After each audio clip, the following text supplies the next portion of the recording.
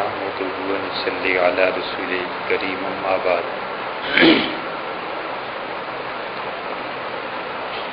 حضور اقدس صلی اللہ علیہ وسلم کے دنیا سے تشریف لے جانے کے بعد امت میں جو بہت بڑے بڑے مسائل پیش آئے، ان میں سے بہت سے مسائل ایسے تھے جو اس وقت محض ایک مسئلے کی حیثیت رکھتے تھے،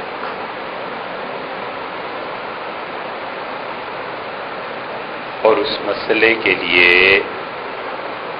نہ کوئی اصطلاحات تھیں، نہ کوئی بحث تھی، نہ ہی اب 1500 برس کے بعد جو ہم چیز دیکھتے ہیں یہ کوئی عملی طور پر وہاں پر محفوظ ڈھانچہ تھا۔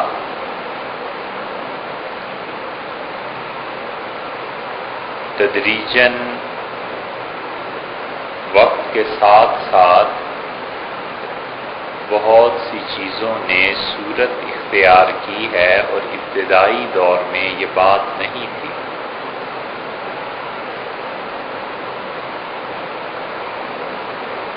اب ہم یہ کہتے ہیں کہ یہ چیز مستحب ہے، یہ چیز سنت ہے، یہ غیر موقدہ ہے، یہ موقدہ ہے،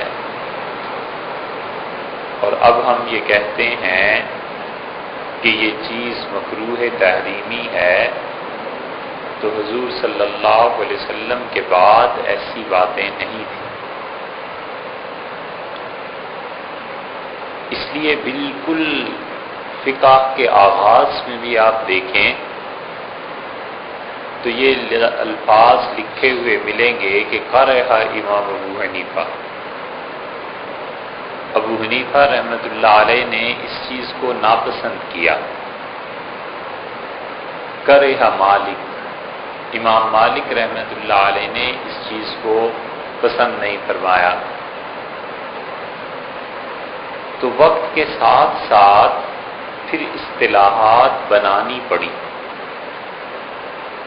کہ کس چیز کو آپ قطعی حرام کے درجے میں رکھتے ہیں۔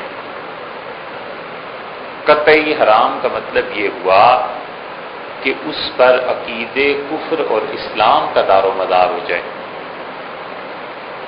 ایک شخص کہتا ہے کہ شراب حرام ہے، دوسرا کہتا ہے حلال اور جائز ہے، تو یہ کفر اور اسلام کا فرق ہو گیا۔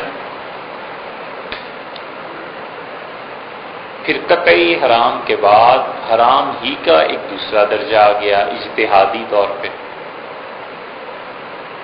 کہ اس چیز کو حرام کس نے کیا ہے؟ قرآن نے، حضور صلی اللہ علیہ وسلم نے، یا یہ کہ اجتہاد نے؟ اور جب پتہ چل جائے کہ یہ نص قطعی سے ثابت ہے کہ قرآن نے اسے حرام قرار دیا، یا احادیث اس سلسلے میں جمع ہو گئی اتنی کہ اب اس سے انکار ممکن نہیں ہے، تو انہوں نے کہا یہ بن گیا قطعی کفر، اور جو اس سے کم درجے کی چیزیں ہیں اجتہاد کے ذریعے سے فقہا نے ثابت کی، انہوں نے کہا یہ حرام ایسا نہیں ہے کہ ہم کفر اور اسلام کی بات کریں۔ جمعے کی نماز ہے، کوئی شخص سرے سے منکر ہو جائے کہ جمعہ ہے ہی نہیں، تو یہ تو کفر اسلام کا مسئلہ ہے۔ اور ایک شخص نے اجتہاد کر کے یہ کہا کہ گاؤں میں جمعے کی نماز پڑھنا حرام ہے، جائز نہیں ہے، تو یہ اجتہاد ہوا نا۔ اور دوسرے مجتہد نے یہ کہا کہ گاؤں میں جمعہ پڑھا جا سکتا ہے، تو اس اجتہاد کی بنیاد پر کافر ہونا تو بہت بڑی بات ہے، فاسق بھی کسی کو نہیں کہا جا سکتا۔ ایسے نہیں ہے کہ ہر حرام چیز کفر اور اسلام ہی کی بحث بن جائے۔ تو یہ بالکل ابتدائی دور میں یہ چیزیں نہیں تھیں، پھر اجتہاد ہوتے رہے، مسلسل وہ عمل جاری رہا، اور کئی سو برس میں پہنچ کر یہ شیپ سامنے آئی ہے جو اب ہم دیکھتے ہیں۔ اور بہت سے مسائل ایسے تھے جو اس زمانے میں صرف ایک مسئلے کی حیثیت سے تھے، اور اللہ تعالی نے چونکہ اس دین کو قائم رکھنا تھا اور قیامت تک قائم رکھنا تھا، اس لیے خدا نے ان لوگوں کو الہام کیا کہ اس مسئلے میں یہ فیصلہ کرو، یہ مسئلہ ایسا ہے۔ یہ جتنی چیزیں ہیں اب ہم ہسٹری میں دیکھتے ہیں 1500 برس کے بعد اس اینڈ پہ کھڑے ہو کے کہ پیچھے کیا ہوا، اور جو شخص اس وقت تھا ان مسائل میں، اسے کیا پتا تھا کہ یہ اس کا فیصلہ امت پر کتنا اثر انداز ہو سکتا ہے۔ وہ تو اس وقت ایک مسئلے کی حیثیت تھی، بس اس سے زیادہ کچھ نہیں تھا۔ تو اس کے نتیجے میں مسلمانوں میں ابتدائی دور میں سیاسی مسائل پیش آئے ہیں بہت زیادہ، شرعی تو تھے ہی تھے، لیکن جو سیاسی مسائل پیش آئے تو سیاسی مسائل کی وجہ سے اب ہمارے ہاں وہ مسلک اختیار کر گئے، وگرنہ اس وقت ایک سیاسی مسئلے کی حیثیت تھی کہ اس بات کو کیسے آپ نے حل کرنا۔ بہت سی مثالیں آپ کو ملیں گی اسلام کی تاریخ میں کہ وہ آغاز میں ایک سیاست کا مسئلہ تھا، بس اس سے زیادہ اس کی حیثیت نہیں تھی کہ انہوں نے یہ فیصلہ کرنا ہے، مگر حضور اقدس صلی اللہ علیہ وسلم کی صحبت نے لوگوں کو اتنا صحیح فکر پہ ڈال دیا تھا کہ ان لوگوں کی فکر میں خطا اور ٹیڑھا پن واقع نہیں تھا۔ اللہ نے فطرت کے جو قوانین بنائے ہیں مسلمات میں سے انہیں کوئی تبدیل نہیں کر سکتا۔ بارش برستی ہے تو نمی ہوتی ہے، دھوپ اور آگ ہے اس کے کچھ اصول ہیں، بالکل اسی طرح اللہ نے یہ طے کر دیا تھا کہ انسان سب کچھ وہی ہے جو کچھ وہ سوچتا ہے۔ صحیح سوچ اور صحیح فکر انسان کے عمل کو صحیح کرتی ہے، اور جب سوچ میں ٹیڑھا پن پیدا ہو جائے تو پھر آدمی کے اعمال اسے درست نہیں کرتے۔ حضرت عمر رضی اللہ عنہ اس حقیقت کو بہت اچھی طرح سمجھے تھے، اسی لیے انہوں نے ایک گمراہ شخص کو جس نے قرآن پہ اعتراض کرنے شروع کیے، وہ جانتے تھے کہ کتنا بڑا فتنہ اٹھ سکتا ہے، تو جب اسے سزا دی تو اس کے سر پہ کوڑے مارے۔ تو اس نے اپنے آپ کو بچایا غصے سے کہ مطلب سزا مل رہی، کیا میرا قصور ہے؟ حضرت عمر رضی اللہ عنہ نے کہا جب یہ جگہ ٹیڑھی ہوتی ہے نا دماغ، تو پھر زبان سے وہی باتیں نکلتی ہیں جو تم کہہ رہے ہو۔ اس لیے جتنے لوگوں کی فکر پاک ہوتی ہے ان کے اعمال بھی پاک ہو جاتے ہیں، اور جب فکر ناپاک ہوتی ہے تو اعمال میں ناپاکی لا محالہ اس کا نتیجہ ہے۔ فکر اگر یہ ہو جائے کہ سب لوگ مجرم ہیں، سب خراب ہیں اور ایک میں صحیح ہوں، تو اس کی ڈیلنگ بدل جاتی ہے۔ اور فکر اگر یہ ہو کہ سارے لوگ اچھے ہیں، جب تک کہ وہ دلیل سے اپنے آپ کو برا ثابت نہیں کرتا وہ اچھا ہی ہے، تو پبلک سے ڈیلنگ بدل جاتی ہے۔ تو صحابہ رضی اللہ عنہ کی فکر رسول اللہ صلی اللہ علیہ وسلم نے اتنی سیدھی کر دی تھی کہ جس مسئلے پہ ان کے پاس قرآن اور سنت سے کوئی دلیل نہیں بھی تھی تو بھی ان کی فطرت سلیمہ ان کی رہنمائی کے لیے بس کافی تھی۔ اس لیے جو لوگ صحابہ کرام رضی اللہ عنہ کے دور سے استدلال کرتے ہیں کہ فلاں صحابی رضی اللہ عنہ یوں اٹھے اور یہ ہو گیا اور ان کے فلاں جنگ میں یہ ہو گیا اور فلاں جگہ یہ ہو گیا، وہ اس بات کو بھول جاتے ہیں کہ ان کی فکر اتنی صحیح تھی اور صحیح فکر کی وجہ سے اتنی برکات نازل ہوتی تھیں کہ ہمارے ہاں وہ صحیح فکر نہیں رہی۔ اس لیے اپنے آپ کو اس پہ قیاس کرنے کی کوئی صورت ہے ہی نہیں۔ یہی وہ بنیادی غلطی تھی جو مسلمہ کذاب سے ہوئی۔ اس نے دیکھا ایک شخص اٹھا ہے اور اس نے لا الہ الا اللہ کی دعوت دی ہے اور لوگ اس کے ساتھ ملتے چلے گئے ہیں، حتیٰ کہ 23-25 برس میں انہوں نے اپنی سلطنت قائم کر لی، تو وہ بھی اٹھا اور اپنے قبیلے والوں کو ساتھ ملا لیا، اور یہ ساری چیزیں معاذ اللہ نبوت کی نقل اتارنے کی کوشش کرتا رہا، اور اس حقیقت کو بھول گیا کہ وہاں تو پس پشت وحی تھی، رسول اللہ صلی اللہ علیہ وسلم پر آتی تھی، اس کے پاس کون سی وحی آتی؟ یہ وہ چیز ہے جو مسلم کی روایت میں بھی آئی ہے۔ حضور صلی اللہ علیہ وسلم نے فرمایا کہ تم لوگ دشمن کے مقابلے میں فتح دیے جاؤ گے، جب یعنی شکست کے حالات بن جائیں گے تو پھر پوچھا جائے گا کہ حل فیکم من رأى محمد صلی اللہ علیہ وسلم، کوئی ایسا شخص ہے جس نے حضور صلی اللہ علیہ وسلم کی زیارت کی ہو؟ تو آپ نے فرمایا ایک شخص پورے لشکر میں ایسا ہوگا، مل جائے گا، اور اس کی برکت کی وجہ سے اللہ تمہیں فتح دے دے گا۔ پھر فرمایا کہ یہ پوچھا جائے گا کہ کیا تم میں سے کوئی ایک شخص ایسا آدمی موجود ہے من را اصحاب محمد، جس نے حضور صلی اللہ علیہ وسلم کے صحابہ رضی اللہ عنہ کو دیکھا ہو؟ پھر تیسری مرتبہ یہ جملہ کہا جائے گا کہ کوئی ایسا ہے جس نے ان لوگوں کو دیکھا ہو جنہوں نے صحابہ رضی اللہ عنہ کو دیکھا۔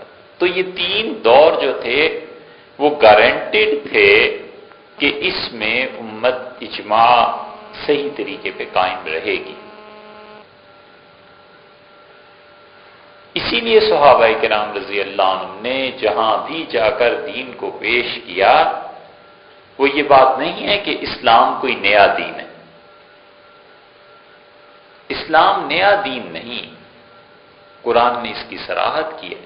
اللہ نے کہا شرع لکم من الدین ما وصى به نوح، ہم نے آپ کو دین وہی دیا ہے جو حضرت نوح علیہ السلام کا۔ یہ بات سمجھ لینی چاہیے حقیقت کے طور پہ کہ خدا کے دین میں کبھی تبدیلی نہیں ہے، بس جو پہلے دن آدم علیہ السلام کو دین دے کے اللہ نے دنیا میں بھیجا نوح علیہ السلام کو، اب تک وہی دین ہے۔ ہر نبی علیہ السلام اسی دین کو لاتے رہے۔ دین ایک تو ہے عقیدہ، ایک ہے اعمال، اعمال بدلتے رہے۔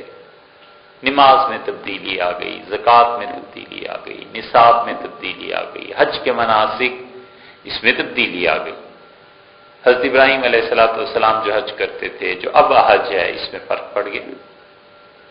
یہ عملی زندگی ہے جو بدلی ہے، اصل میں جو عقیدہ جس بنیاد پر دین قائم ہے وہ ٹھیک وہی بنیاد ہے جو حضرت نوح علیہ السلام نے رکھی تھی۔ رسول اللہ صلی اللہ علیہ وسلم نے کوئی نیا دین نہیں پیش کیا۔ ہوتا یہ رہا کہ اس اصل دین میں جو اللہ نے کہا کہ شرع لکم من الدین ما وصى به نوح، ہم نے وہی دین دیا ہے آپ لوگوں کو جو حضرت نوح علیہ السلام کو دیا تھا، تو نوح علیہ السلام کے اس دین میں جب تبدیلی آئی وقت کے ساتھ تو اللہ نے ایک اور نبی کو بھیج دیا۔ اللہ تعالیٰ نے فرمایا ارے یہ دیکھو یہ سارے اس دین کو بگاڑ رہے ہیں، تم جا کر نئے سرے سے اسی دین کو پھیلاؤ اور لوگوں کو بتاؤ کہ اصل دین وہ ہے جو نوح علیہ السلام لائے۔ پھر وقت کے ساتھ ساتھ تبدیلی آ گئی، پھر کسی اور کو اللہ نے بھیج دیا، حتیٰ کہ حضور صلی اللہ علیہ وسلم کو بھیج دیا، اور اللہ نے کہا سب سے زیادہ ابراہیم علیہ السلام کے قریب اور ان کے پیروکار یہ محمد صلی اللہ علیہ وسلم ہیں، والذین معہ، اور جو اس کے ساتھ ہیں، والذین اتبعوہ، جو اس کی پیروی کرتے ہیں۔ سوال یہ پیدا ہوتا ہے کہ جب دین وہی پرانا ہے جو کائنات میں رہا تو اسلام کی کیا خصوصیت ہوئی؟ اسلام کی خصوصیت اور ہے، اور اسلام کی خصوصیت یہ ہے کہ ہم کہتے ہیں یہ محفوظ دین ہے، اور اس کے علاوہ جتنے دین ہیں وہ سب کے سب تحریف شدہ، اور اس کے لیے کوئی قرآن حدیث سے دلیل نہیں، سیدھی سادی عقل کی بات ہے کہ یہ دین محفوظ دین ایسے ہے کہ اس کے بلکہ اصولی بات یہ سوچ لینی چاہیے کہ دین کی بنیاد ہمیشہ وہی پر ہوتی ہے۔ آپ اس وقت دنیا کے جتنے مذاہب دیکھتے ہیں ان کی بنیاد وہی ہے، کوئی بھی مذہب لے لیں، ایک تو پورا طبقہ ایسا ہے نا جو مذہب کو مانتا ہی نہیں، ان کی تو بات الگ ہے، دہری ہیں، اور ایک ایسا ہے جو دین کو مانتا ہے، ہندو ہیں، وہ کہتے ہیں کہ وید اللہ ہی کی جانب سے آئی تھی، بھگوان نے بھیجی تھی، رام ان کے ہاں ایک فرضی شخصیت ہے، رام کوئی حقیقی شخصیت تھوڑا ہی ہے، بنا لی، گھڑ لی، وقت کے ساتھ ساتھ اس کی کرامتیں، اس کی چیزیں مشہور ہو گئیں، لیکن وہ کہتے ہیں کہ اللہ خدا کی جانب سے۔ عیسائی بھی یہی کہتے ہیں، یہودی بھی یہی کہتے ہیں، اسی لیے اللہ نے نہایت حکمت کے ساتھ اہل کتاب میں اور دیگر کافروں میں فرق رکھا ہے۔ اللہ کے عدل کا، انصاف کا یہ تقاضا تھا کہ خدا سب کافروں کو برابر نہ قرار دیتا، اور اس نے یہی کیا، کیونکہ ایک کافر ایسا ہے جو خدا کو نہیں مانتا، نبوت کو نہیں مانتا، رسالت کو نہیں مانتا، تقدیر کو نہیں مانتا، دوسرا کافر ایسا ہے جو کہتا ہے میں اللہ کو مانتا ہوں اور اللہ کے شریکوں کو بھی مانتا ہوں، معاذ اللہ، آخرت کو مانتا ہوں، تقدیر کو مانتا ہوں، فرشتوں کو مانتا ہوں، وحی کو مانتا ہوں، نبوت کو مانتا ہوں۔ یہ الگ بات ہے کہ حضور صلی اللہ علیہ وسلم کی نبوت نہیں مانتا، ان سے پہلی نبوتیں مانتا ہوں، تو دونوں میں فرق ہوا نا۔ خدا نے اس فرق کو قائم رکھا ہے، اور اللہ نے ٹھیک انصاف سے کام دیا، حق تعالی شانہ نے دونوں کافروں کو برابر نہیں کیا۔ تو جتنے بھی مذاہب دنیا میں پائے جاتے ہیں، سب کے سب یہ کہتے ہیں کہ اللہ کی جانب سے۔ ہم نیپال میں گئے تو وہاں بدھسٹ تھے، بہت بڑا ٹیمپل تھا ان کا، عجیب و غریب نظام۔ تو ہم نے ان سے پوچھا کہ اس مذہب کی بنیاد کس پہ؟ تو جو ان کے پروہت تھے، بڑے تھے، انہوں نے کہا یہ اللہ کی جانب سے آیا تھا، خدا نے بھیجا تھا۔ ہم نے کہا کوئی کتاب؟ ان کا ہاں ہمارے پاس کتاب ہے، ہم اسے پڑھتے ہیں۔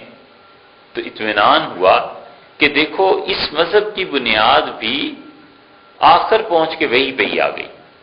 عیسائیت کی تو وہی ہے ہی ہے، یہودیت کی ہے، ہندوؤں کی ہے۔ جب سب کہتے ہیں، حتیٰ کہ گرنتھ کو دیکھ لیں، جو آخری گرو تھا، آخری گرو جب مر رہا تھا، جب ختم ہو رہی تھی بات، تو اس نے کہا اب آئندہ کوئی گرو نہیں آئے گا۔ تو سکھوں نے پوچھا کہ بھئی پھر کس کی پیروی؟ اس نے کہا اب گرنتھ ہی تمہارا گرو ہے۔ اور گرنتھ کیا ہے؟ وہ اسے الہامی کتاب سمجھتے ہیں۔ اس الہامی کتاب کو جب آپ پڑھتے ہیں تو معلوم ہوتا ہے کچھ اشعار اس میں حضرت فرید الدین مسعود شکر گنج رحمۃ اللہ علیہ کا کلام ہے، پنجابی کا، اور بہت قدیم، اور میاں میر صاحب رحمۃ اللہ علیہ کا کلام ہے۔ گرنتھ انہی چیزوں سے بھری ہوئی ہے، پنجابی ہے، پرانی ہو گئی، اس لیے سمجھنی دشوار ہوتی ہے، مگر وہاں بھی وہی ہے۔ تو اچھا بھائی، جب یہ ثابت ہوتا ہے کہ ہر دین کی بنیاد وہی ہے، تو دیکھ لینا چاہیے کہ وہی محفوظ کہاں، بس جہاں وہی محفوظ ہے وہ دین محفوظ ہے۔ کوئی شخص یہ دعویٰ نہیں کر سکتا کہ وہی ان کے ہاں محفوظ ہے۔ صرف اللہ نے یہ شرف اس امت کو دیا ہے کہ ہم یہ دعویٰ کر سکتے ہیں کہ وہی محفوظ ہے، اور وہ ہے قرآن، کہ کبھی بھی ایسے نہیں ہوا آج تک کہ ایک گھنٹے کے لیے بھی یہ وہی دنیا میں نہ پائی گئی ہو۔ مثلا 20 دسمبر ایک دن تھا، اور اس دن صبح 8 بجے قرآن پوری دنیا سے غائب ہو گیا، اور 9 بجے پھر واپس آ گیا۔ یہ تو کبھی نہیں ہوا۔ اور اب جب کہ پرنٹنگ کا دور آ گیا ہے تو اللہ نے اس کو اتنا محفوظ کر دیا ہے کہ اب تو کسی کے مٹائے سے بھی نہیں مٹ سکتا۔ تو جب وحی کی حفاظت دیکھیں گے تو وہ صرف اسلام میں، ہم کہتے ہیں جب صرف اسلام میں ہے تو یہ سچائی پر مبنی چیز ہے۔ تم اس پہ بات کر لو کہ وحی کہاں محفوظ ہے، اور جب اس پہ بات آتی ہے تو انگریز مستشرقین زور لگا دیتے ہیں کہ کسی طرح یہ ثابت کریں کہ قرآن جو ہے اس میں تحریف ہوئی ہے۔ پھر وہ کبھی حوالہ دیتے ہیں کہ تمہارے یہاں قرأتیں مختلف ہیں، ہم کہتے ہیں قرأتیں مختلف ہیں، تو جبریل امین جو چیز جس طرح لائے تھے اسی طرح چلی آتی۔ وہ کہتے ہیں قرآن میں اعراب کی غلطیاں ہیں، حروف جارہ کی غلطیاں ہیں، تو اس کے جواب مفسرین نے لکھے ہیں لیکن وہی جہاں پر محفوظ ہے وہ صرف قرآن ہے. جب صرف قرآن ہی کی وہی محفوظ ہے تو پھر لوگوں کو اس کی طرف لوٹنا چاہیے. غیر محفوظ وہی کو کیسے ہم دلیل بنا سکتے ہیں؟ تو اس لیے اسلام کوئی نیا دین نہیں. اللہ نے کہا ہے وہی دین آپ کو دیا جو نوح علیہ السلام کو دیا تھا، عیسیٰ، موسیٰ، ابراہیم علیہ السلام کو دیا تھا. تو جب محفوظ دین یہ ٹھہرا تو اس دین کو حفاظت کے ساتھ ساتھ اللہ نے یہ احسان کیا کہ صحابہ رضی اللہ عنہ کی فکر بہت صحیح تھی. نتیجہ یہ کہ انہوں نے جو فیصلے کیے اپنی فطرت سلیمہ کی بنیاد پہ، وہ فیصلے بعد میں امت میں آ کر ان کی حیثیت دین کی ہوئی، دین کے دوسرے شعبے کی، یعنی عملی زندگی کی. اور ابتدا میں تھے سیاسی مسائل. اس لیے سیاسی طور پر جب چیزیں آگے کو بڑھی ہیں تو مسئلہ یہ پیدا ہوا کہ خلافت کس کو دی جائے. تو خلافت کے لیے اس وقت یہ نہیں ہے کہ حضور صلی اللہ علیہ وسلم کے بعد کوئی امیدوار نہیں تھا. پہلی بات یہ چھڑی کہ کیا خلافت منسوس ہے؟ اللہ نے یہ طے کر دیا ہے کہ حضور صلی اللہ علیہ وسلم کے بعد خلافت فلاں شخص کو ملے گی. کیا نبی کریم صلی اللہ علیہ وسلم طے کر گئے تھے؟ تو حضور صلی اللہ علیہ وسلم نے جن لوگوں کے لیے ریکمینڈیشنز دی تھیں سب گروہوں کے پاس ان کے لیے بات تھی. حضرت علی رضی اللہ عنہ کے متعلق مسند احمد کی روایت میں آیا کہ رسول اللہ صلی اللہ علیہ وسلم نے فرمایا اگر تم اسے خلافت دے دو اور اگرچہ تم دو گے نہیں، لیکن تم اگر اسے خلافت دے دو گے علی رضی اللہ عنہ کو تو یہ بہت امین، بہت دیانتدار ثابت ہوگا. یہ جو فکر ہے نا آپ کا کہ اگرچہ تم اسے دو گے نہیں، اس کا یہ مطلب نہیں ہے کہ غصب کر لو گے، اس کا مطلب ہے حالات ایسے ہوں گے. اب اس فکر کو ہر طرح کے معنی پہنائے جا سکتے ہیں، لیکن مسند احمد میں آیا آپ نے فرمایا تم اسے دو گے نہیں، مگر اگر یہ خلیفہ ہو گیا تو ایسے اور ایسے اچھا ہوگا. حضرت ابوبکر رضی اللہ عنہ کے متعلق فرمایا کہ اللہ کو لاؤ میں تمہیں لکھ دیتا ہوں ایک چیز جس سے تم محفوظ رہو گے اختلاف سے. تو رسول اللہ صلی اللہ علیہ وسلم کی حالت طبیعت مبارکہ اتنی بے چینی کی چل رہی تھی کہ حضرت عمر رضی اللہ عنہ نے لوگوں کو منع کیا. مطلب یہ تھا کہ ساری زندگی وہ ہمارے لیے ہی کام کرتے رہے ہیں، اب وفات کے وقت بھی انہیں زحمت دیں. تو جب بے ہوشی کے بعد افاقہ ہوا تو رسول اللہ صلی اللہ علیہ وسلم نے پوچھا قلم کاغذ، تو عرض کیا گیا کہ انہوں نے منع کر دیا. تو آپ نے فرمایا اچھا اللہ اسی شخص کو میری جگہ پہ لے آئے گا جس سے اللہ بھی راضی ہے، میں بھی خوش ہوں اور تم لوگ بھی خوش ہوگے. اس لیے باقلانی رحمۃ اللہ علیہ وغیرہ جو بہت بڑے فقیہ تھے، ان لوگوں کا خیال یہ ہوا کہ خلافت نص سے ثابت ہے حضرت ابوبکر رضی اللہ عنہ کی، اور اسی لیے انہوں نے کہا جو حضرت ابوبکر رضی اللہ عنہ کی خلافت کا انکار کرتا ہے وہ کافر ہو جائے. ادھر بھی دیکھ لیں، انہوں نے کہا خلافت حضرت علی رضی اللہ عنہ کے لیے اور 12 ائمہ کے لیے یہ خدا نے طے کر دی تھی. تو جو خلافت سے انحراف ہوا ہے وہ کہتے ہیں خلافت کوئی چیز نہیں تھی، اصل میں تو امامت تھی. تو امامت میں جہاں سے ٹیڑھا پن پڑا ہے وہ سب لوگ کافر ہو گئے. اسی لیے آپ آخری جو لیٹسٹ ایڈیشن اب شیعت میں آیا ہے، آیت اللہ خوئی اور عراق میں مرجع ہیں وہ، اور ان سے پہلے امام خمینی، ان کی کتابیں آپ الحکومت الاسلامیہ پڑھیں اگر تو آپ کو اندازہ ہوگا کہ الحکومت الاسلامیہ میں انہوں نے امامت کی جو فکر کو پیش کیا ہے وہ کیا ہے. اور انہوں نے باوجود اس کے کہ وہ اس ماڈرن دنیا میں آئے اور رہتے تھے، انہوں نے کہا کہ ہمارے ائمہ ان پر باقاعدہ وحی آتی ہے اور ہمارے ائمہ کو وہ درجہ خدا کے یہاں حاصل ہے جو کسی بڑے سے بڑے نبی اور بڑے سے بڑے فرشتے کو بھی حاصل نہیں ہے جو اماموں کو حاصل ہے. یہ تحریر انہوں نے صاف لکھی الحکومت الاسلامیہ میں، کیونکہ ان کا موقف یہ ہے کہ خدا کی طرف سے ہے یہ امامت. ادھر سے امام باقلانی رحمۃ اللہ علیہ وغیرہ نے کہا حضرت ابوبکر رضی اللہ. تیسرا گروہ جس پہ جمہور امت آ گئے انہوں نے کہا نہیں، خلافت منسوس نہیں، امامت تو سرے سے ہی نہیں ہے، خلافت بھی کوئی ایسی چیز نہیں ہے کہ ہم کہیں کہ اللہ نے اسے اپنے ہاتھ میں رکھا ہے، بلکہ اللہ نے مسلمانوں پر چھوڑ دیا ہے ہر زمانے میں جسے وہ چاہیں اپنا امیر اور خلیفہ منتخب کر لیں. یہ وہ اعتدال کی راہ تھی، کیونکہ اگر یہ راہ نہ ہوتی تو صحابہ رضی اللہ عنہ میں خلافت کے معاملے میں اختلاف نہ ہوتا۔ اور وہ اس طرح ہوا ہے کہ اہل مکہ نے کہا کہ مہاجرین اور انصار میں سے انہوں نے کہا منا امیر و منکم امیر، ایک خلیفہ تمہارا ہوگا ایک ہمارا ہوگا۔ کچھ لوگوں نے کہا نہیں نہیں، خلافت تو فلاں آدمی کے لیے۔ حضرت سعد بن عبادہ رضی اللہ عنہ کا میں کسی کو خلیفہ نہیں مانتا، ہمارے پاس ہی خلافت رہے گی۔ اور اسی لیے حضرت سعد رضی اللہ عنہ نے آخر تک نہیں بیعت کی حضرت ابوبکر رضی اللہ عنہ۔ تو حضرت ابوبکر رضی اللہ عنہ کی بیعت کا عالم یہ تھا کہ جب لوگ بڑے ہیں ان کی بیعت کرنے کے لیے تو اتنا ہجوم تھا کہ سعد بن عبادہ رضی اللہ عنہ بیچارے کہتے ہی رہ گئے کہ میں بیعت نہیں کرتا۔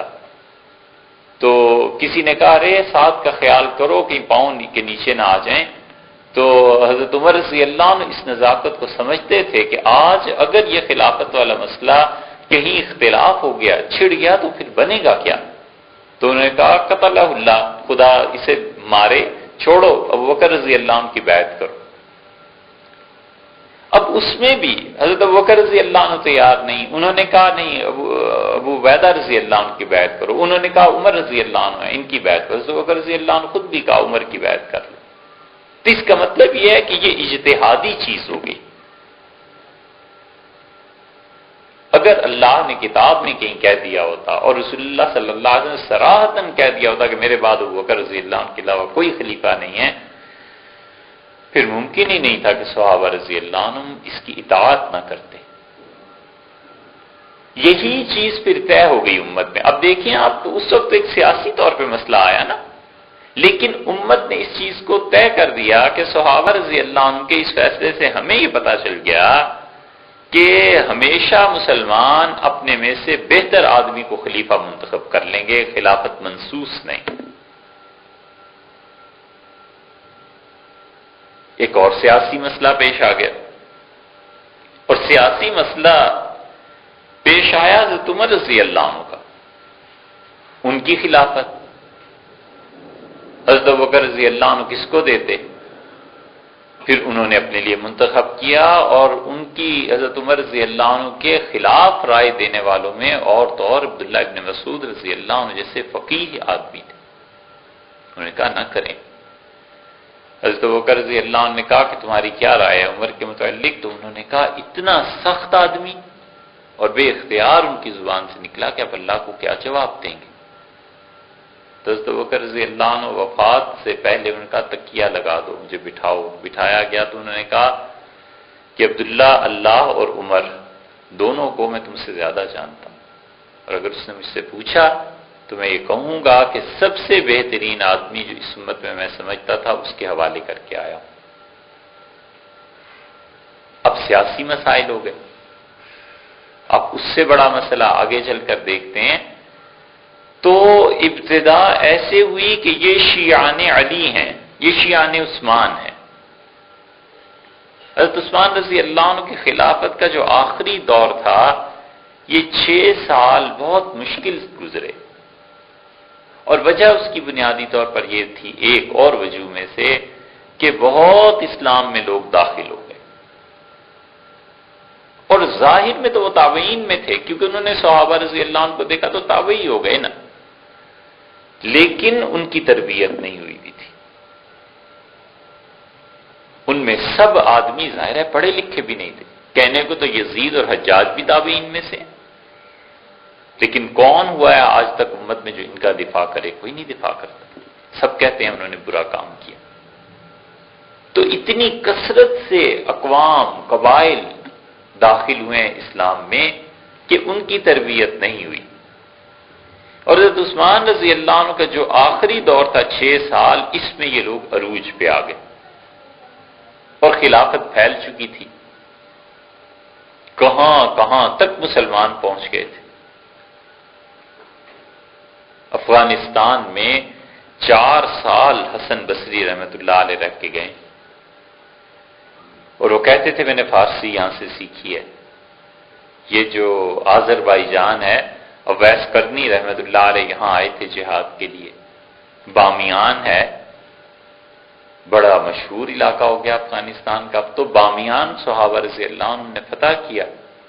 پھر فتح کرنے کے بعد انہوں نے لوگوں کو بٹھا کر ایک بت کی آنکھ نکالی اور انہوں نے کہا کہ لوگوں میں تمہیں بتانا چاہتا ہوں کہ یہ بت ایسے ہیں جو اپنے نفع اور نقصان پہ قدرت نہیں رکھتے، اپنے آپ کو نہیں بچا سکتے، یہ تمہارے خدا کیسے ہیں؟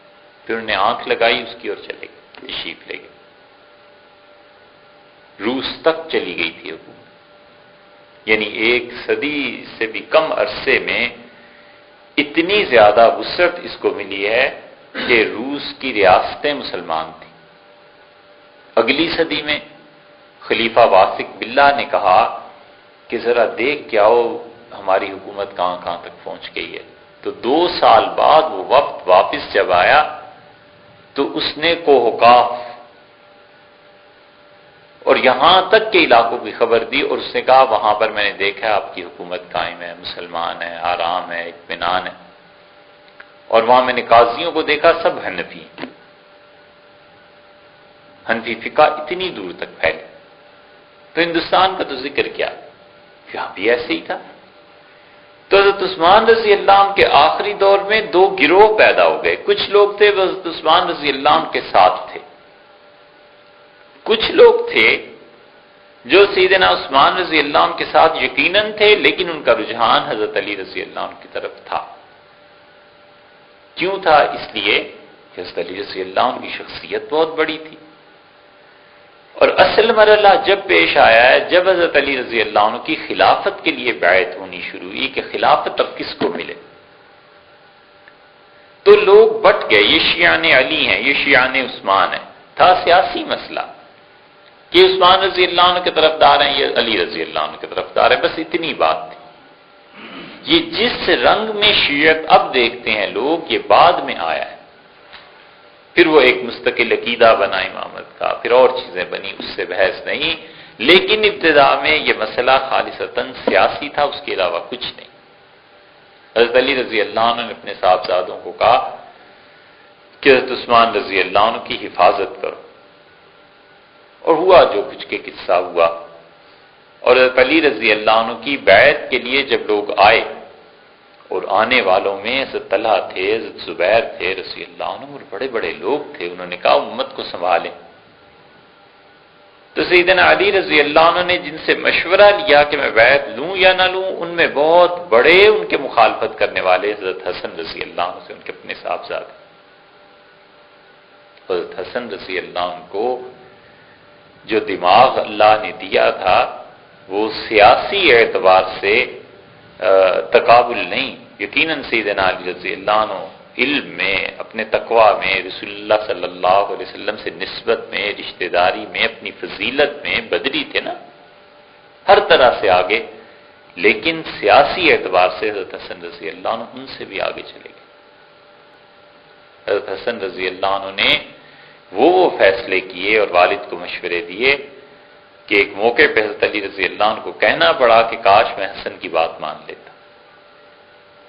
وجہ یہ تھی بنیادی چیزوں میں سے ایک کہ حضرت علی رضی اللہ عنہ جس ماحول میں پرورش پائی تھی وہاں جھوٹ کا کوئی تصور نہیں تھا، سب سچے لوگ تھے، اللہ کی عبادت گزار بندے، ہر ایک پہ بھروسہ اعتماد کرنے والے۔ اور حضرت حسن رضی اللہ عنہ جب جوان ہوئے تو معاشرے میں وہ لوگ بھی انہیں ملے جو منافق تھے، جو جھوٹے تھے، جو ہیرا پھیری کرتے تھے، تو حضرت حسن رضی اللہ عنہ سمجھ گئے کہ زمانہ وہ نہیں رہا، تو انہوں نے سیدنا علی رضی اللہ عنہ کو منع کیا۔ انہوں نے کہا آپ خلافت نہ لیں، انہوں نے کہا بیٹے یہ سارے لوگ کہہ رہے ہیں میں کیا کروں، اور خلیفہ مسلمانوں کا کوئی رہا نہیں، تو انہوں نے کہا آپ نہ خلافت لیں، اور آپ ایسے کریں کہ اس وقت جتنے عالم اسلام میں حکمران ہیں، گورنر ہیں، ان سب کو بلائیں اور ان سے کہیں کہ وہ آپ کی بیعت کریں۔ حضرت علی رضی اللہ عنہ کا ہر جگہ سے اگر گورنر میں مدینہ منورہ میں بلا لوں اپنی بیعت کے لیے تو ان کے علاقوں کو کون سنبھالے گا؟ تو انہوں نے کہا کہ ابا یہ 40 دن جو حضرت عثمان رضی اللہ عنہ کا محاصرہ رہا ہے اور کسی نے لوگوں کو اندر نہیں جانے دیا، وہ باہر نہیں تشریف لا سکے، تو آخر چلتا ہی رہا ہے نا ملک، کچھ نہیں ہوتا اس مملکت کو، آپ ان لوگوں کو بلائیں اور ان سے بیعت لیں جب وہ آپ کے مطیع اور فرما بردار ہوں گے، تو پھر اس کے بعد اپنے اپنے علاقوں میں جا کر وہ آپ کی طرف سے بیعت لے لیں گے۔ تو حضرت علی رضی اللہ عنہ پہ دوسری طرف سے بھی پریشر تھا، انہیں بیعت کر لی۔ اسی لیے حضرت حسن رضی اللہ عنہ نے آخری بار جب انہیں منع کیا بیعت سے، تو عرض کیا کہ والد، خدا کی قسم قیامت تک آپ اس مخمصے سے نہیں نکل سکیں گے، قیامت تک لوگ کہیں گے کہ علی رضی اللہ عنہ نے شہید کرایا تھا عثمان کو تاکہ خلافت خود لے لے، آپ نہ لیں یہ بیعت۔ اور حضرت علی رضی اللہ عنہ نے کیا کہا؟ کہیں بعد میں جب بھی آئی ہے بات ہوئی ہے تو انہوں نے کہا خدا کی قسم شورا کے پاس اختیار ہے، اور یہ وہ چیز تھی جو حضرت ابوبکر رضی اللہ عنہ نے عمل سے ثابت کی، حضرت عمر رضی اللہ عنہ نے اپنے عمل سے 6 آدمیوں کی شورا بنا گئے تھے خلافت کے لیے، سیدنا علی رضی اللہ عنہ بھی اس سے نہیں ہٹے۔ انہوں نے کہا خدا کی قسم یہ کام شورا کا ہے کہ وہ منتخب کرے گی کہ کون ہے امیر۔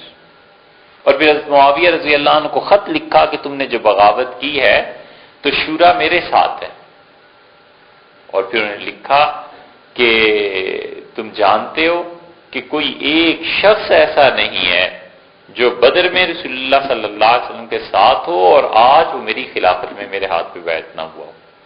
اس وقت دنیا میں زندہ جتنے بدری ہیں یہ سب میرے ساتھ ہیں۔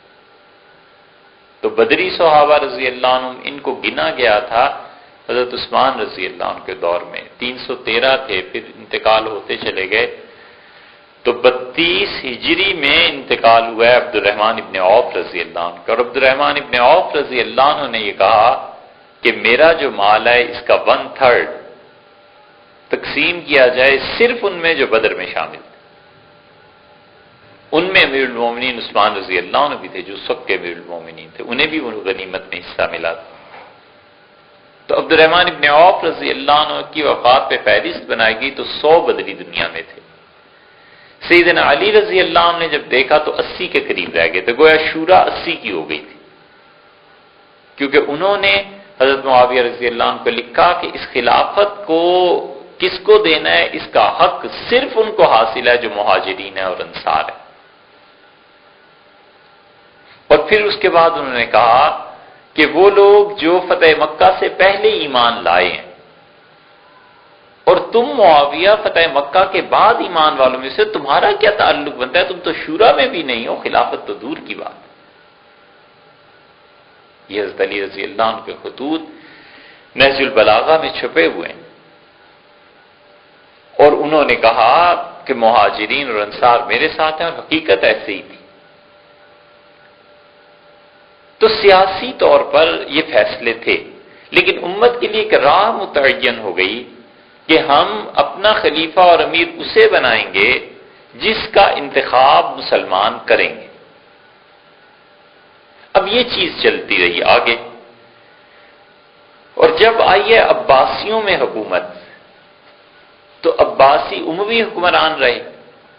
سب سے پہلے تو یزید کے بعد پھر وہ خاندان ختم ہو گیا۔ یزید کی عمر میں بھی اللہ نے برکت نہیں دی، 32-35 برس کا تھا، 33 برس کا مر گیا، اور پھر اس کے بیٹے نے حکومت نہیں لی۔ اسے کہا گیا تو اس نے کہا میں تو حکومت نہیں لیتا۔ سیدنا حسن رضی اللہ عنہ نے بہت بڑا فیصلہ کیا سیاسی اعتبار سے، اپنے والد کے بعد جب وہ خلیفہ بنے تو حسن رضی اللہ عنہ کی خلافت جو تھی اس میں ان لوگوں نے بیعت کی، حسن رضی اللہ عنہ خلیفہ ہو گئے، اور حضرت معاویہ رضی اللہ عنہ کا لشکر آگے آ چکا تھا، حضرت حسن رضی اللہ عنہ کا لشکر بھی آ چکا تھا۔ تو حضرت حسن رضی اللہ عنہ بڑے سمجھدار ذہین آدمی تھے۔ رسول اللہ صلی اللہ علیہ وسلم یہ جو ان کے بارے میں کہا تھا نا کہ ان ھذا ابنی سید، میرا یہ بیٹا جو ہے نا یہ سردار ہے، واقعی وہ سردار۔ 6 مہینے تک وہ رکے رہے۔ 6 مہینے کے بعد انہوں نے حضرت معاویہ رضی اللہ عنہ سے کہا کہ یہ ہماری شرائط ہیں، آپ مجھ سے صلح کر لیں، ہم آپ سے صلح کر لیتے ہیں اور یہ حکومت کا مسئلہ ختم کر لیتے ہیں۔ تو حضرت معاویہ رضی اللہ عنہ اتنے وسیع آدمی تھے دل کے اعتبار سے کہ انہوں نے سادہ کاغذ پہ مہر اور دستخط کر کے بھیج دی اور کہا جو حضرت آپ لکھ دیں میں منظور ہے۔ حضرت حسن رضی اللہ عنہ نے اپنی خواہش مرضی سے لکھا کہ ہمارے خاندان کے لیے اتنے اتنے وظیفے مقرر کیے جائیں، یہ چیزیں انہوں نے سب مان لی۔ حضرت حسن رضی اللہ عنہ جب آئے ہیں صلح کر کے، تو ان کے اپنے لشکر میں ایسے آدمی تھے جنہوں نے بہت ہی بیہودہ باتیں کی، گالیاں دی بس، عار المسلمین، انہوں نے کہا مسلمانوں کی ننگ، مسلمانوں کی عزت بیچنے والا آدمی۔ تو حضرت حسن رضی اللہ عنہ کوئی زیادہ جواب نہیں دیے، ایک مرتبہ تنگ آ گئے تو اتنا فرمایا کہ العار خیر من النار، آج کی یہ ذلت جہنم سے اچھی ہے۔ اور پھر انہوں نے حضرت حسین رضی اللہ عنہ کو بلا کے سمجھایا اپنی وفات پہ، اور ان کا میرے بھائی دیکھو، حضور صلی اللہ علیہ وسلم ساری زندگی ہمارے نانا محنت کرتے رہے، اور جب حکمرانی کے وقت آیا تو اللہ نے انہیں بلا لیا۔ ان کا ایسے ہی، ان کا پھر اپنے والد کی زندگی پہ غور کرو، تینوں خلفاء کے وہ اطاعت میں رہے، اور جب ان کی اپنی خلافت آئی تو بغاوتیں ہو گئیں، لوگ ان کے خلاف اٹھ کھڑے ہوئے، اور وہ خلافت نہیں زیادہ اطمینان سے ہوئی۔ سنت کیا ایسے ہی ہے۔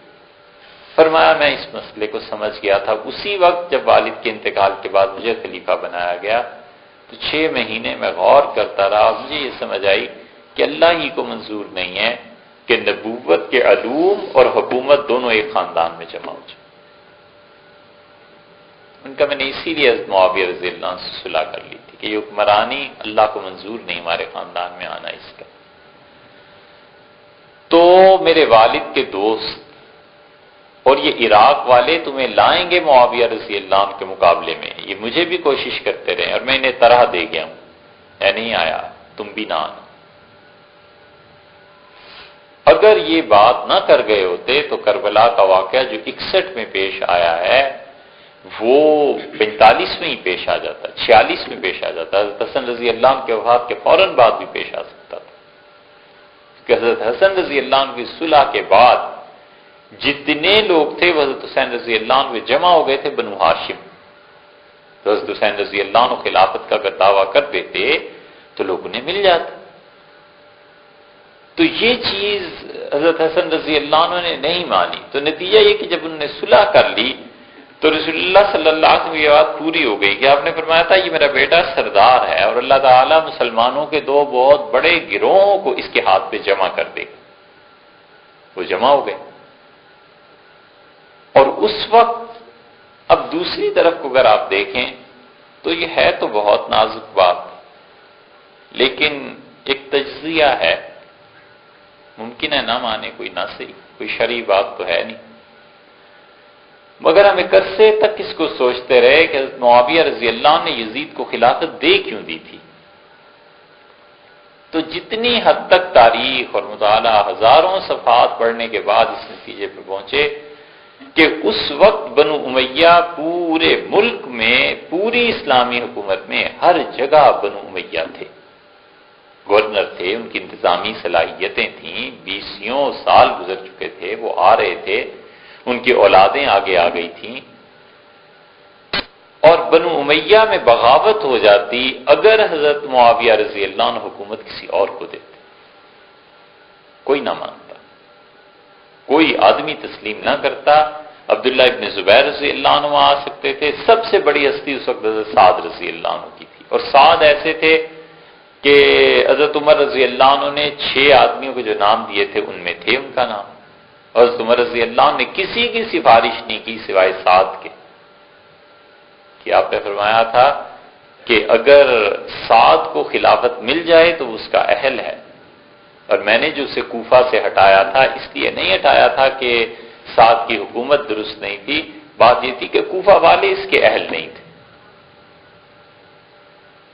تو حضرت سعد رضی اللہ عنہ اکیلی شخصیت رہ گئے تھے جو حضرت معاویہ رضی اللہ عنہ کے دور تک زندہ رہے ہیں، تب خلافت ان کے پاس چلی جاتی، لوگ ان کے پاس گئے۔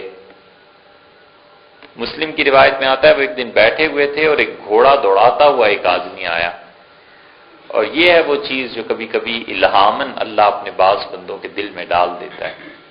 تو انہوں نے کہا یہ گرد جو اڑ رہی ہے اور یہ جو سوار آ رہا ہے اس کے شر سے اللہ کی پناہ مانگتا ہوں۔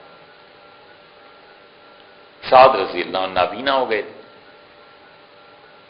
تو جب گرد بیٹھی اور گھڑ سوار سامنے اترا تو ان کا اپنا بیٹا تھا عمر ابن سعد، اور یہ وہی ہے جس نے کربلا میں یہ ان حضرات کو شہید کیا تھا۔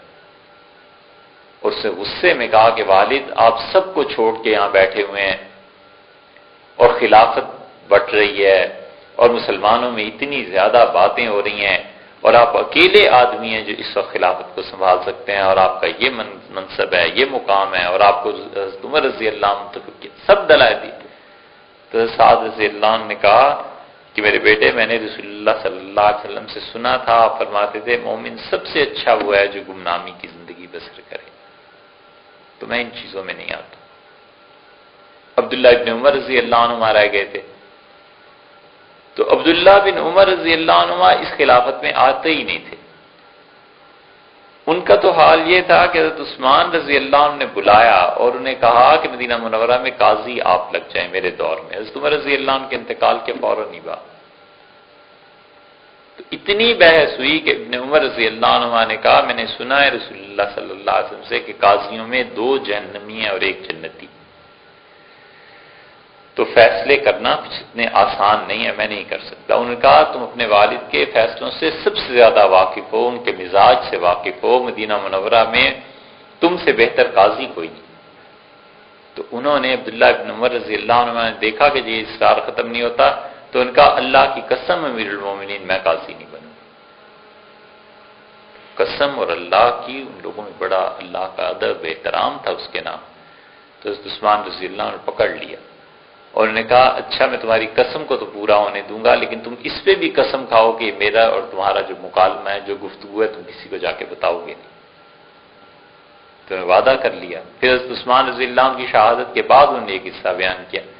حضرت عثمان رضی اللہ عنہ کو اصل میں یہ ڈر لگ گیا، یہ ان کی سمجھداری کی بات ہے کہ یہ بات جا کے باہر کر دے گا تو لوگ قسمیں کھانے لگیں گے کہ حکومت کے عہدے نہیں لیں گے، تو پھر سنبھالے گا کون حکومت؟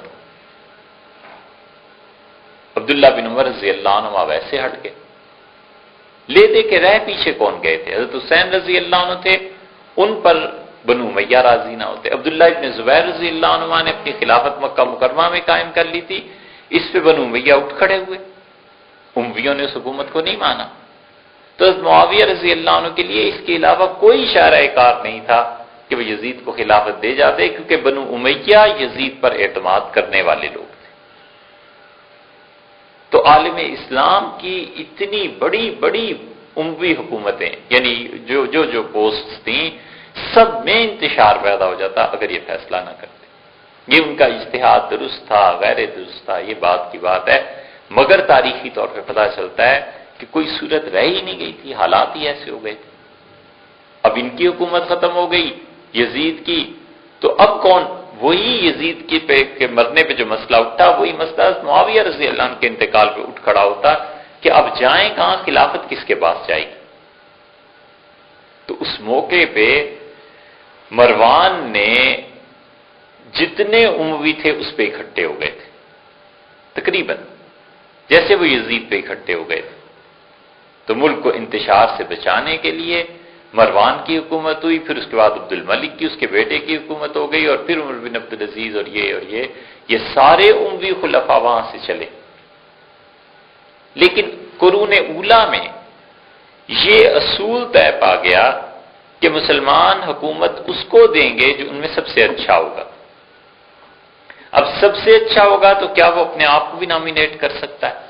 کہہ سکتا ہے کہ خلافت کا اہل ہوں؟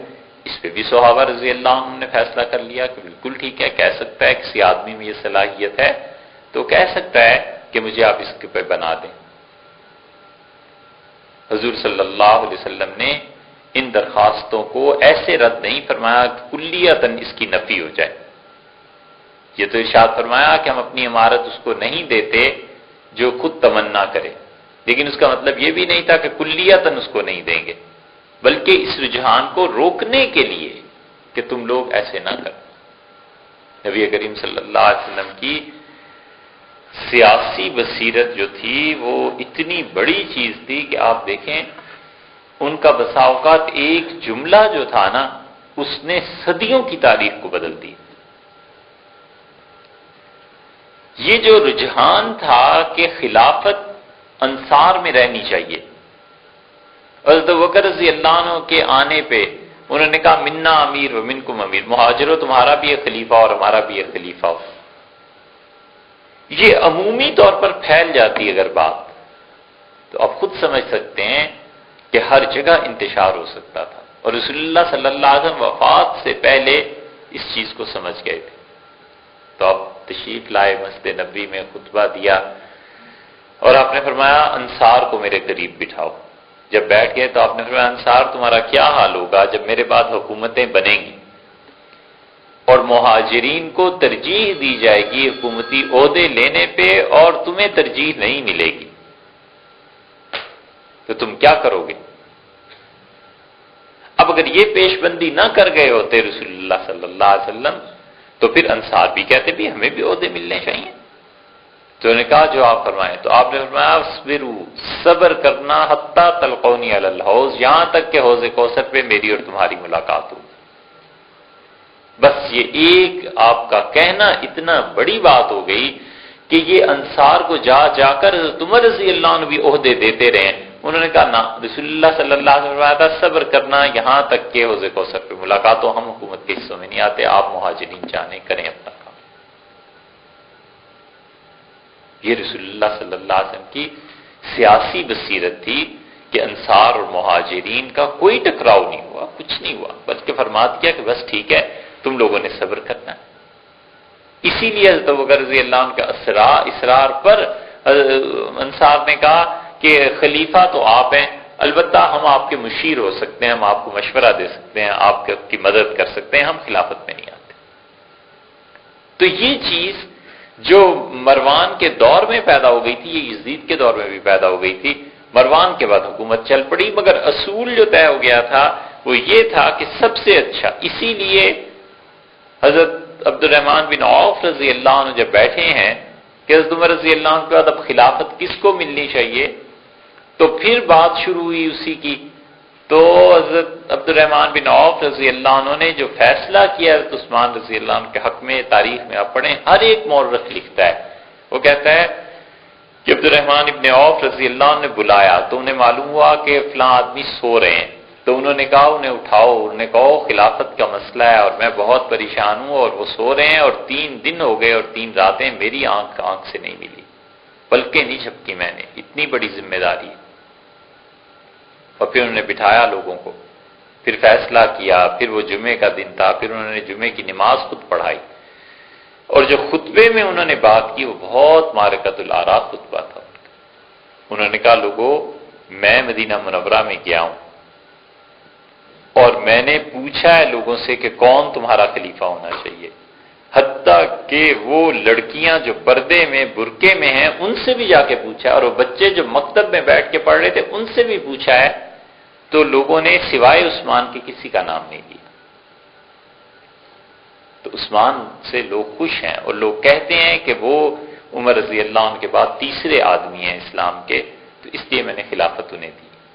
یہ دلیل ہے اس بات کی کہ جب لوگ بنے ہوئے ہوں اور لوگ واقعی بنے ہوئے ہوں تو ان کا حق پہنچتا ہے کہ وہ اپنا ووٹ کسی کے لیے استعمال کریں اور اس اکثریت کا احترام کیا جائے۔